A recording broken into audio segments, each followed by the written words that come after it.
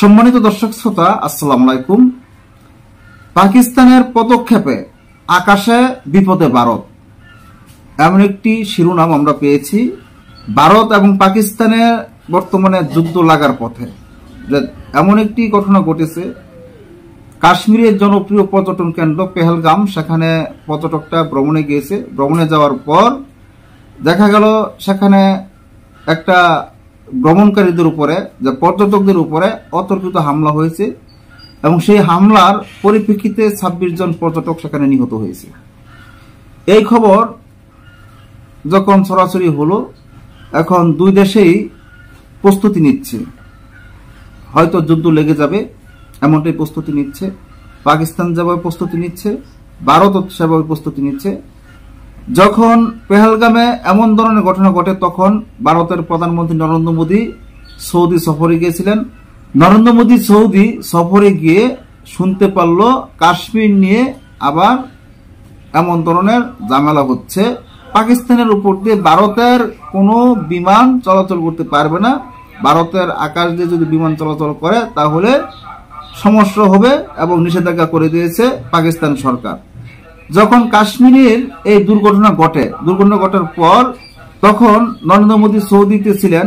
যাওয়ার পথে নরেন্দ্র মোদী পাকিস্তানের উপর দিয়ে গিয়েছে, আবার আসার পথে পাকিস্তান না হয়ে উনি অন্য পথে এসেছে, আরব সাগরের উপর দিয়ে এসেছে এবং সেখান দিয়ে আসতে গেলে জ্বালানি খরচ বেশি লাগবে, আবার সেখান দিয়ে আসতে গেলে সময় বেশি লাগবে, 2 থেকে 2.5 ঘন্টা সময় বেশি লাগে। পশ্চিমা কোনো দেশে গেলেই সময় এবং জ্বালানি খরচ, এমনকি বিমানের ভাড়াও বেশি লাগবে। আবার তেমন বেশি যাত্রী নিয়ে চলাচল করতে পারবে না, যাত্রীর সংখ্যা কমাতে হবে। তাহলে দেখা গেল ভারতের যে বিমান চলাচল করবে সম্পূর্ণ দিক দিয়ে লসের পথে ভারত। এই নিয়ে একটা আমরা প্রতিবেদন পেয়েছি, জনপ্রিয় পত্রিকা কালবেলার প্রতিবেদন। আমরা দেখি দুই দেশের মাঝে যদি এই ধরনের সমস্যা হয় তাহলে কার ক্ষতি কার লাভ। কাশ্মীরের পেহেলগাম 26 জন নিহত হওয়ার ঘটনায় মুখোমুখি ভারত ও পাকিস্তান। এই ঘটনায় ইসলামাবাদের অভিযুক্ত করে প্রতিশোধমূলক পদক্ষেপ নিয়েছে নয়াদিল্লি। জবাবে কঠোর প্রতিক্রিয়া জানিয়েছে পাকিস্তানও। এর মধ্যে অন্যতম হল ভারতীয় বিমান সংস্থাগুলোর জন্য পাকিস্তানের আকাশ সীমা বন্ধ করে দেওয়া।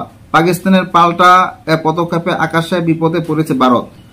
ভারতীয় সংবাদ মাধ্যম এনডিটিভি জানিয়েছে, পাকিস্তানের সিদ্ধান্ত নিশ্চিত ভারতের বিমান সংস্থাগুলো, কারণ বিকল্প রুটে বিমান চলাতে বাড়তি খরচ গুনতে হবে, পথ দীর্ঘ হওয়ার সময় বেশি লাগবে, এতে আন্তর্জাতিক ফ্লাইটগুলো শিডিউল বিপর্যয়ে পড়তে পারে। পাকিস্তান সমস্ত ভারতীয় মালিকানাধীন বা পরিচালিত বিমান সংস্থাগুলোর জন্য তাদের আকাশ সীমা বন্ধ করে দেওয়ার কয়েক ঘন্টার পর ইন্ডিগো এবং এয়ার ইন্ডিয়া যাত্রীদের পরিষেবা ব্যাহত হওয়ার বিষয়ে সতর্ক করেছে। এক্স এ বার্তায় দুজনেই বলেছে, বিকল্প বর্ধিত রুটে ফ্লাইট পরিবর্তনের কারণে কিছু আন্তর্জাতিক ফ্লাইটের সময়সূচি প্রভাবিত হতে পারে। এয়ার ইন্ডিয়া জানিয়েছে, যুক্তরাষ্ট্র, ইউরোপ এবং মধ্যপ্রাচ্যের কিছু ফ্লাইট বিলম্বিত অথবা নতুন শিডিউল জারি করা হতে পারে। উভয় বিমান সংস্থাই জানিয়েছে তারা এই অসুবিধার জন্য দুঃখ প্রকাশ করেছে। পাশাপাশি বিমানবন্দরে যাওয়ার আগে যাত্রীদের ফ্লাইটের সময়সূচি 2 বার পরীক্ষা করার জন্য অনুরোধ করেছে। ভারতের বিরুদ্ধে পাকিস্তানে নেওয়া পাল্টা পদক্ষেপের মধ্যে আরো আছে ভারতের নাগরিকদের জন্য পাকিস্তানের ভিসা প্রদান সাময়িকভাবে স্থগিত করা, 2 দেশের মধ্যে সব ধরনের বাণিজ্যিক লেনদেন স্থগিত করা, দূতাবাসে কর্মী কমানো সহ আরো কয়েকটি ব্যবস্থা। প্রসঙ্গত, জম্মু ও কাশ্মীরের পেহেলগাম সন্ত্রাসী হামলার পর সৌদি আরব সফর সংক্ষিপ্ত করে দেশে ফেরেন ভারতের প্রধানমন্ত্রী নরেন্দ্র মোদী। ফেরার পথে তিনি পাকিস্তানের আকাশ সীমা এড়িয়ে যান। ফ্লাইট ট্র্যাকিং ওয়েবসাইটে বরাতে ভারতের সংবাদ মাধ্যম এনডিটিভি জানায়, সৌদি আরব থেকে ফেরার সময় প্রধানমন্ত্রী নরেন্দ্র মোদীর বিমান এয়ার ইন্ডিয়া 1 পাকিস্তানের আকাশ সীমা অতিক্রম করেনি।